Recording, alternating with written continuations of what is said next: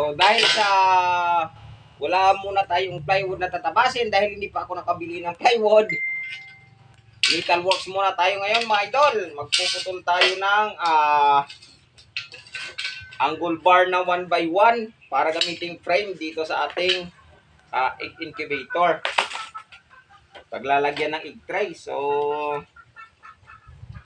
magpuputol muna tayo para matapos natin itong egg incubator na ating ginagawa at ma-deliver na sa nagpagawa. So putol muna ako ng angle bar dito para mamaya i-welding natin gamit yung ating Powerhouse 3-in-1 welding machine.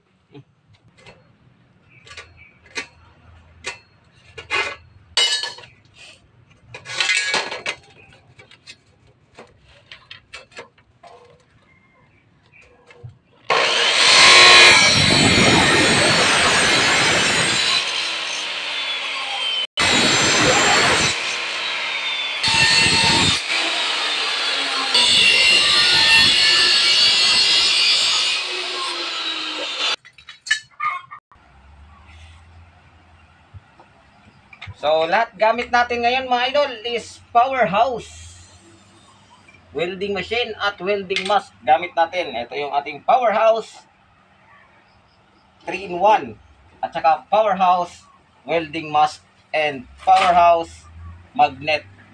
Basta magnet magnet welding holder para. So, pa-power on tayo para makapag-welding na.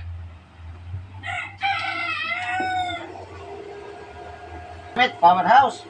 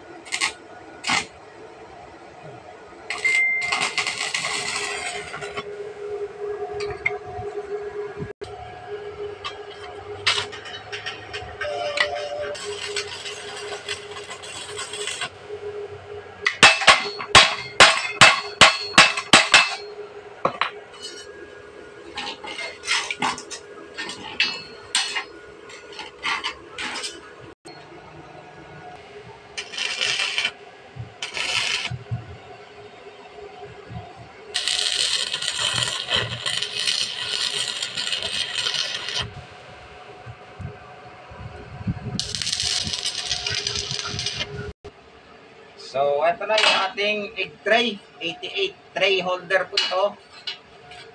Yan. So, kasya-kasya lang dito sa ating winelding na frame. Nagawa tayo nito ng 6 na piraso para makabuo tayo ng 528 eggs capacity na egg incubator.